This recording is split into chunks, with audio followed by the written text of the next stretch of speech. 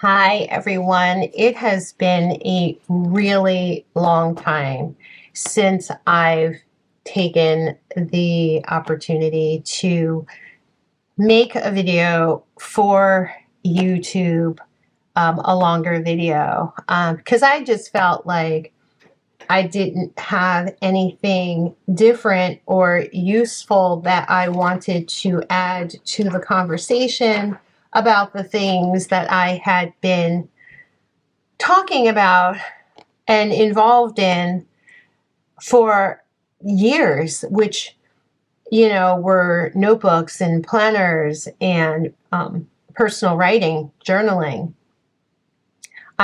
In July, started an online community, which is called The Liberated Pen. You're welcome to check it out at www.theliberatedpen.com. Would love to have more people join that community.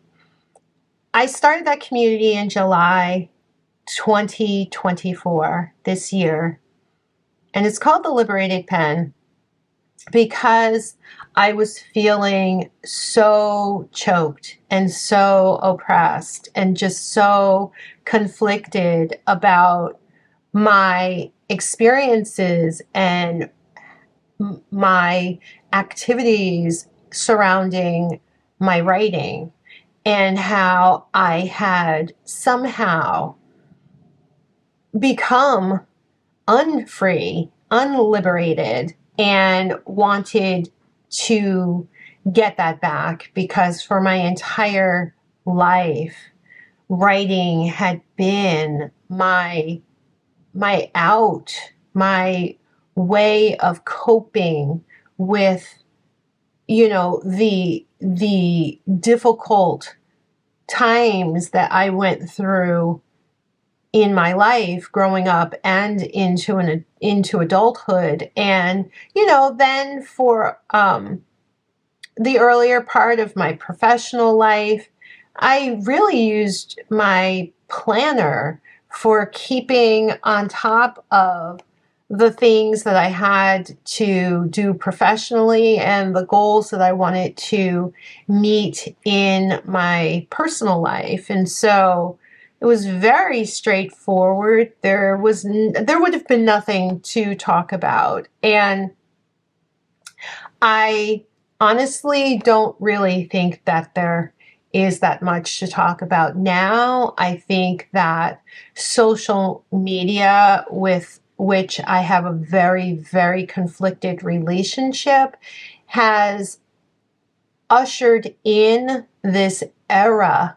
or season of having everyone believe that it is their job or their responsibility or their avocation to create content. So it has us all believing that for some reason we should chronicle our lives, our behaviors, our activities online for other people to see. And we are compelled then to create community around these things because we are social. And what happens is just this, to me, bizarre socialization around consumerism, which is something that I don't like at all, which is the reason, or the primary reason, why I created the Liberated Pen, so that we could have community and decenter products from the conversations that we were having. I wanted to jump on today and create a longer video than I've wanted to create in a long, long time, because it is that time of the year where there is this industry push for people to get the new year release of their planner or calendar. And when I tell you this just was not a thing when I was growing up or when I was a young person, when the year was ending and it was time to go and get the next year's calendar, I would take myself to the Filofax store. We had a Filofax store in the mall at Short Hills, which was always close to where I lived. And I would get the next year's calendar in the same format that I used the year before, because I'm all about, if it ain't broke, don't fix it.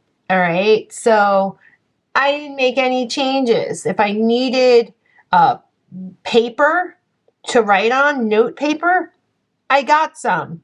If I needed to-do lists, I got some. Back before we had online, contacts on our phone, I would get contact pages so I could, update my address book when I needed to. Period. That was all I bought. They were not getting rich off of me because I would maybe need things once or twice a year. So that was it, right? But there is this push for people to stress out about what layout or what size or what paper or what pen they're going to use in the upcoming year. And all of this energy is poured into it. And then what happens is, when the product doesn't meet the expectation or the promise that people have placed on it, they feel as if they've failed. They feel as if they've failed, or if, they look at it another way, maybe they chose the wrong thing. So if they didn't fail in their execution of their plan, then they failed to choose the right product. And it becomes this then journey of just trying one thing after the next, chasing this, I don't know, but people refer to it as planner peace, which I think is a myth.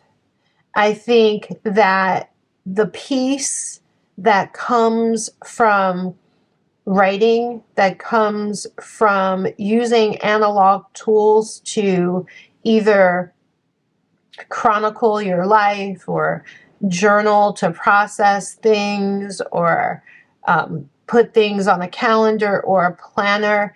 I think most of that and most of the success that anyone will ever see is because of what is coming from them, what is coming from you internally, and then the insight that you gain from the results. And so I wanted to try to add to the conversation, and not to the noise, but to add to a conversation that takes into consideration the fact that we are in an era in which many Americans, I'm in the United States, are struggling with debt. A lot of people are struggling with the prices of food. A lot of people are struggling to save money or to invest or to buy homes. It's tough out there financially for a lot of people. And then you add to that the many social issues that are permeating throughout our culture. And it's just a really difficult time for people in reality. And then you add to that these manufactured stressors, and it just becomes a nightmare. And I anticipate that come January, so I used to work as a personal trainer in addition to being a writing instructor at a university. In a in like January, the gyms would be full. I was a personal trainer, and we would have so many clients. And by February, people had given up on meeting their goals and had gone back to their previous behaviors of being people who didn't go to the gym or didn't use a personal trainer. And so a huge number of people would drop off. And it was kind of a joke in the industry. And it's kind of the same way in the planner industry as well. A lot of people will get these planners, these journals, and have these like big ideas and big plans. And then by mid-January, late January, earlier mid-February, it's like, forget it, it's not working. And what will happen is people will give up entirely, or they'll try something new and begin just this cycle of consumerism, right? Just impulsively buying things or trying to do research and figure it out. It just becomes nutty. So here I want to share what are just 10 tips that maybe will help. If only one person, that would be great, but hopefully more people. 10 tips to try to avoid planner piece anxiety. Okay, here's my first tip. Accept the fact that you are going to evolve as a person. I hope you evolve as a person. You should strive to evolve as a person.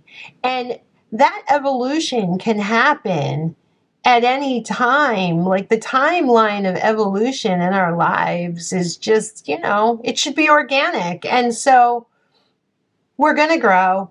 We're going to change.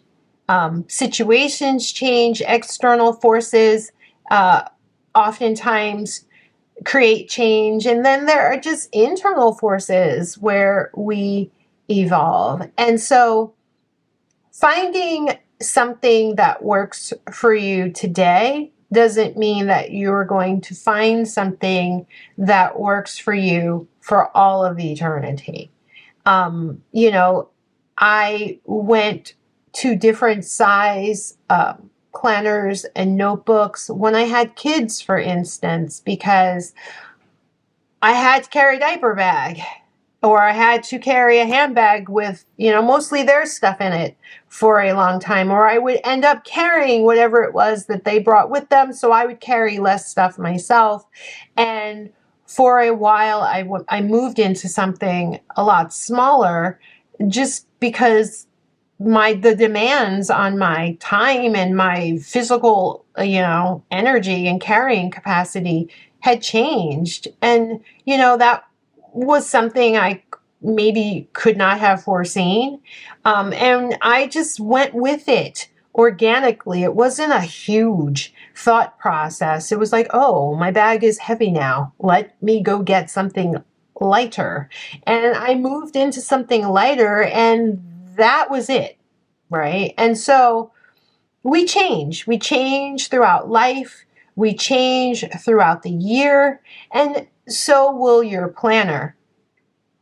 I now use a 6-ring binder again. I always call it an organizer because that's what they called it back in the 80s when they became a part of my life.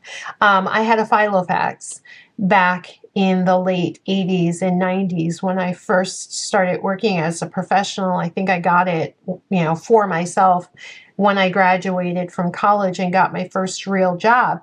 And I used it for many, many years, and it did what I wanted it to do. And so I found myself moving back into that after being influenced by some social media stuff for about 10 years. I went back to the 6-ring binder because of that evolution, because as things change, I can just pull things out, either archive them or, give them to someone else or save them if I need to circle back to them. And, it just allows me to customize it as I need to customize it. I do not need to get rid of something, say like an entire Hobonichi mid-year, because I've decided that that's not going to work for me.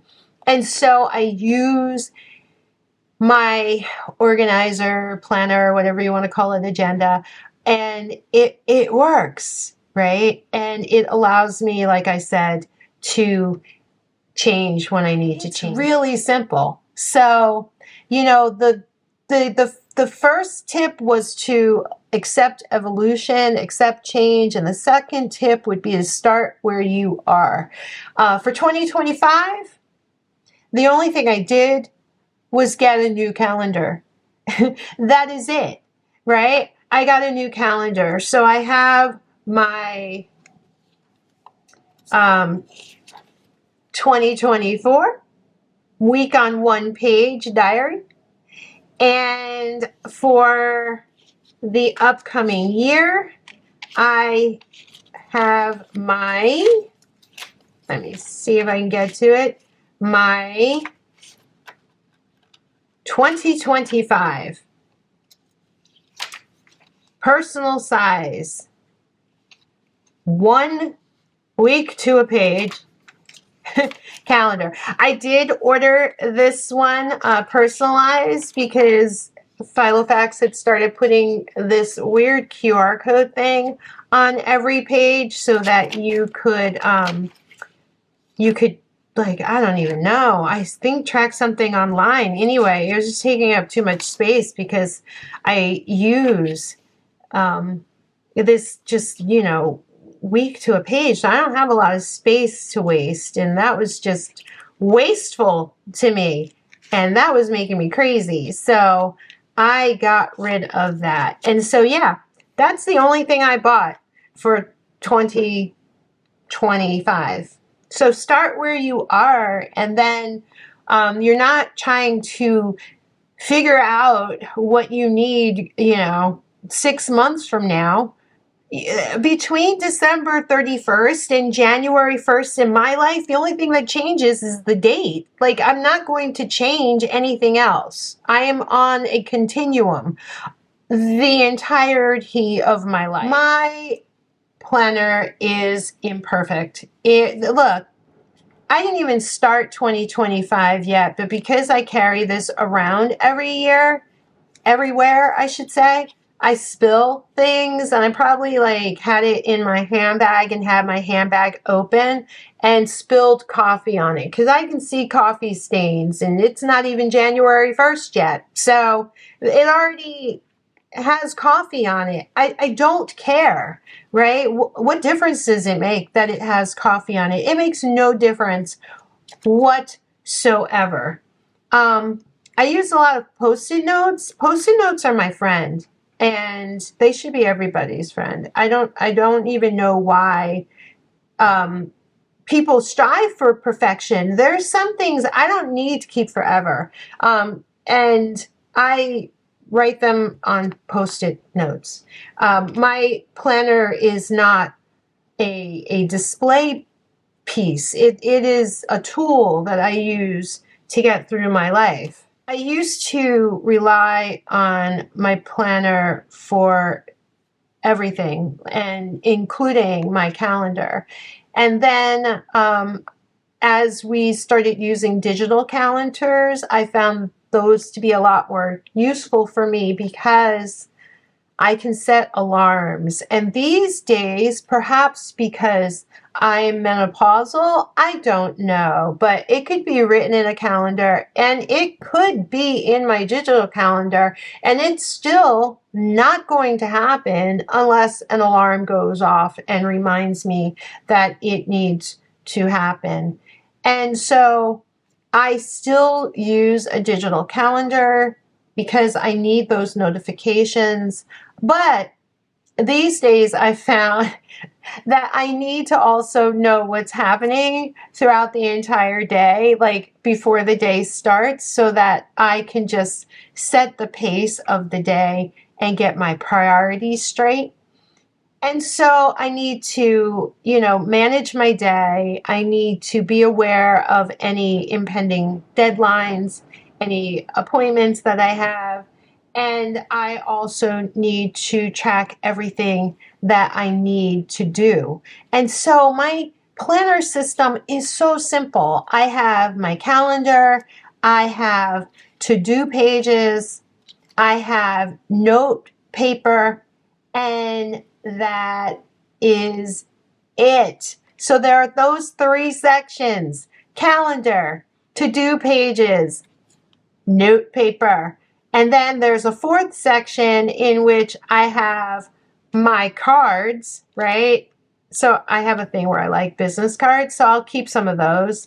And I have my debit cards and my credit cards. I have those blocked here so you don't steal my identity and steal all my money. And then I have this pouch where I throw receipts and cash in, because I don't carry a separate wallet. I just throw cash in here because I usually use my debit card. I have absolutely no desire to try anything else, because I know for a fact that this ain't broken. And trying to now readjust the way that I do things and make them fit into another plan, that would make me crazy, right? So I have my calendar, I have my to-do pages. Anything that comes into my brain needs to go on the to-do. Otherwise, it will come into my brain and then it will leave my brain, and I may not ever think of it again. So I put it on this like huge dump of a to-do list. Now, the things that I have to get done today, those either have to be set as appointments in my calendar, or I need to have them written on a Post-it note in the front of the planner, just like right here. Like, go take the physical forms to the doctor for my son. Like, it just needs to be right there. And then the physical forms also need to be on the dining room table, which is where they are. Otherwise, I'll still forget. I do not overstructure or overplan my days. Let me tell you something. So this is a sample calendar. This is a sample calendar. This is not my actual calendar. I took the names of anything out that would incriminate me. No, it's just none of your business, right? It's nobody's business. It's an actual real calendar. Like, my calendar is like real. It's not like do the dishes. I don't have to remind myself to do the dishes, right? They need to be done. Somebody has to do them. And so this is just a couple of things written out on a blank calendar page, so that when I am sharing my planner with anybody, either online or in person, they get to see this, right? Okay, so this is a sample. And if there is a blank day, I love to write and I love to chill. So that's all I'm going to do on that blank day. I might write and I might chill. I'm going to work out, because I work out every day except for my rest days, but I don't need to put that on my calendar because that's just a given, right? So I'm going to, blank space on your calendar means that you're not part of grind culture, and grind culture is just, that's like slave mentality. That's just bad. That's just part of this capitalistic consumerist grind that I don't want to be part of. I am tired. I am a solo parent raising my children all by myself since their father passed away in 2018. And if I have a day in which I don't have to leave this house or do anything urgent, I ain't doing anything that I don't have to do. What does success mean? I don't really know. It means a lot of things to me, and it means different things at different stages of my life. But what it does not mean is that my planner is doing anything special. It that has nothing to do with success. So redefine success if you need to have a definition of success. And if you don't have to have a definition of success, please know that success has absolutely nothing to do with a tangible item such as a planner, a notebook, a journal, a pen, certain ink, washi tape. None of that. That's not success. That's just stuff, most of which you don't need. Do I tweak things? Yes, I do. Sometimes I do tweak things. Okay, so let me show you this. I had come up with this idea that I needed to do habit tracking. First of all, I don't even know why I came up with that idea. I think I saw somebody else doing it and I was like, oh, I should do that too, but nothing could be further from the truth. Because if there's anyone in this world who's disciplined, it would be me. Okay, I work out 6 days per week. 6. 5 of them are workout days. One is just designated stretch day, and then the 7th day is a rest day. But I don't have to habit track the fact that I have worked out. I do keep track of my weights and things like that so I can see if I'm getting stronger, or I'm getting weaker, or I'm plateauing, like what's happening with regard to that.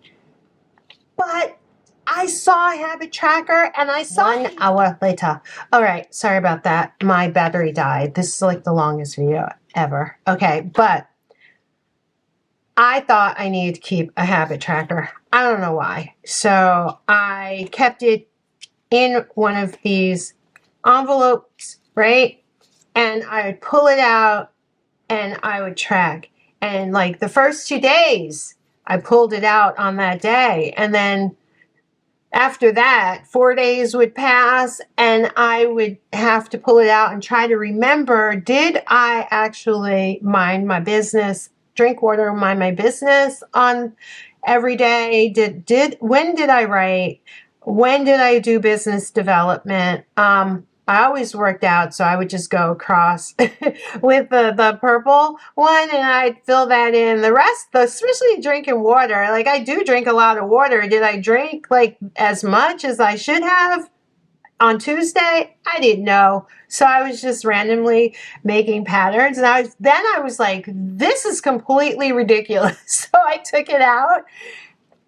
Yeah. So I had to tweak it because that just didn't make any sense. And then I had to remind myself that I am a disciplined person, that I do read, that I do write, that I do practice my drums, that I do drink water, I do exercise, I do work on business development. And those things are scheduled into my days, which I keep track of in my calendar, both my digital calendar and my paper calendar. I take all kinds of notes. I have to-do lists. I do not need to habit track to stay disciplined. Seeing colorful dots on a piece of paper is not going to make me feel any more disciplined. Watching my health decline because I'm not working out or getting constipated because I'm not drinking enough water, that would be an indication that I need to adjust my habits, not a dot on a piece of paper. That's just me. So this didn't work for me. I took it out, but I kept it because it's funny and I can show it to people when I'm talking about tweaking your system or how you do things. For the most part, there's not a whole lot of tweaking to do. I have this strange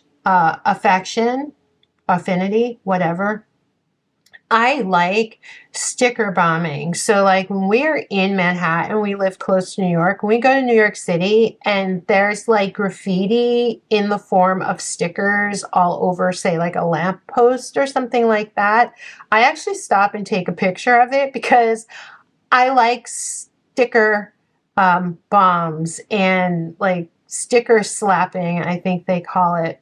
I don't know why. I just find it aesthetically pleasing, and most people consider it vandalism.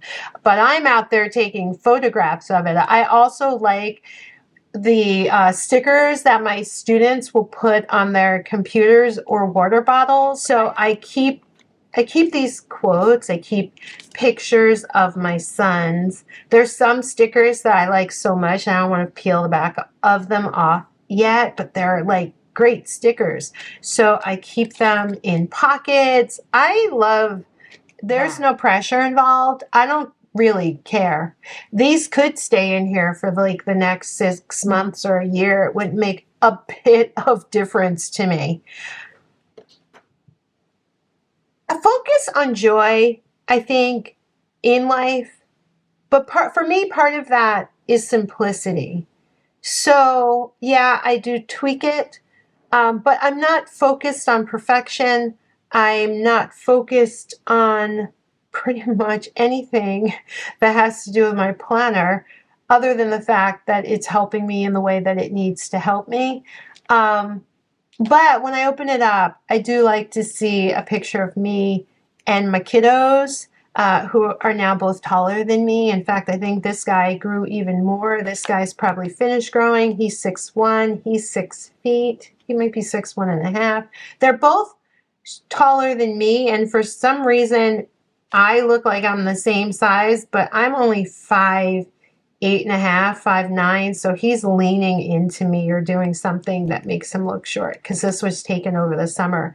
But I will change this out because it does bring me joy to see the three of us together. And so I love having a current picture here. This is no fuss. I printed out in a template thing that I made on Canva, and when I change the picture or change the quote or whatever, I just reprint another one and cut it out with my paper cutter and slip it in here. It doesn't cost me anything. These are their baby pictures. That's my older son. That's my younger son. These are some quotes that I like. I might change those out. I haven't changed these in, I don't know, since April. So I may not ever change them, but if I did want to change them, all I would have to do is take them out and change them. But they make me happy. And, these are stickers that I stuck on a piece of note paper. They show through my dividers. And I could make a habit out of changing them every 6 months, but I don't have that kind of time. I don't. I don't have that kind of time. I don't have that kind of motivation. I'm just not that committed, right? So I like the way they look. So I just leave them that way. I'm not going to stress about it. I really am not. I like to have a couple of stickers that are seasonal that I never take the backs off of because I don't want to have to keep repurchasing them. And I just want to see the fact that I effing hate pumpkin spice lattes and most pumpkin pie spice stuff. I like pumpkin like muffin, like a cake, but the drinks, blech, ooh. And this one, which I'm not even going to say it, but I have a sticker shop called Fat Kids and Cake. It's run by a woman named Haviland, and I just think they're great. And so I keep these stickers, and then like when the season is over, I'll take those out and put something else in, or not put anything in at all. That's my member card to the Met. That was a birthday gift, and we go to the Met now more than we ever have before. These are some business cards. I mostly keep these in there because I like the aesthetic. Because I know where all these places are. I go here a lot. I go here several times a week. I go here all the time with my girlfriend. We have breakfast there. This is where my son gets his base fixed. I love to order food from there. And I love cowboy boots because that's something that I learned from my dad and I miss him a lot. So I keep those in there, but you know what? Sometimes I change them out. It doesn't matter at all. Anyway, but these things do make me happy. Like, I don't know, it's like visual eye candy to me, but I don't change them very often. The last one, number 10, is to unfollow on social media. I am doing such a social media decluttering. Unfollow or take a break from following people who are just displaying their planners to you, because that's not real. Social media is not real. And anyone who has that kind of time to just keep showing you the inside of their planner or notebook, I don't know how the hell they're getting anything else done. I have 2 sons. One is away at college. One is a junior in high school. I teach. I have papers that I have to give feedback on and grade. I have a body to try to keep alive and keep in shape. I have friends and relationships that I have to nurture. I have a lot of stuff to do. I do not have time to keep showing you the inside of my notebook. If that's if that's their job, that's their job. But keep in mind that if that is their job, then they don't have to go to another job. So they have all day to keep showing you the inside of their planner, which just makes no sense to me and like ticks me off for some reason, because I feel like it's us spending a whole lot of time talking about freaking nothing when there are things that we should maybe be doing to make this world a better place. So take a break, unfollow, and develop some discipline around not caving in to every impulse that you might have. And that's it. So number 1, accept evolution. Number 2, just start where you are. Number 3, embrace imperfection. Number 4, set your priorities and know what you actually need your planner to do for you. Number 5, limit planner overload. Like it's just a tool, so resist the urge to try every single different thing. Number 6, plan for the life that you actually have. Like, I know that Team O'Gorman, that's what I need to deal with, and that's it, right? That's the life that I have right now. And I'm not trying to overstructure my days so they look any certain kind of way. I'm just trying to keep things moving forward, right? Then number 7, redefine success. Like, what does success actually mean? What does it actually look like? Review your checkpoints. Actually, no, not review your checkpoints. What I mean to say there is tweak it when you need to tweak it, right? But don't make a big deal out of it. Number 9, focus on joy, but don't get crazy with that, because joy is not consumerism. And if consumerism is your joy, then you probably need help in some sort of other way, and you're just buying stuff. Your joy is shopping. And look, you know what? If your joy is shopping and you're not hurting anybody, but you are hurting the environment, because really, how much stuff do we need? How much stuff do I need? That's why I'm on a year of no spending that started on November 28th and will go until November 28th of next year, because I could literally live out of my desk drawers for the next 7 years. I don't need anything. I don't need washi tape. I don't need any pen refills. I don't need any paper. I don't need any inserts. I don't need anything. And then unfollow the pressure. Take a break.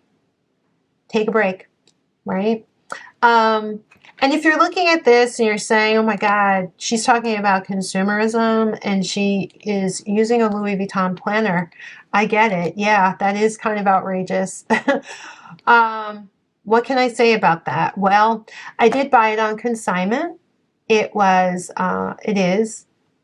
from the 2004 collection, so it is 20 years old, and it is in excellent condition, and I have no plans to replace it. So if I'm using it in the next 20 years or for the next 20 years, then that means that it served me well, and it served somebody else well, and it has not been replaced with anything else. So that's not a bad move, but it is also not a necessary move. This is not going to do anything different than a much less expensive or vegan or whatever planner. And that's it. That's all I've got for you. So try to have a wonderful, happy new year with all of the craziness that's going on. And definitely with all of the craziness that's going on and the real anxiety that we'll have, I really propose that you do whatever you can to avoid planner piece anxiety. Take good care of yourselves, and maybe I'll talk to you soon. Bye.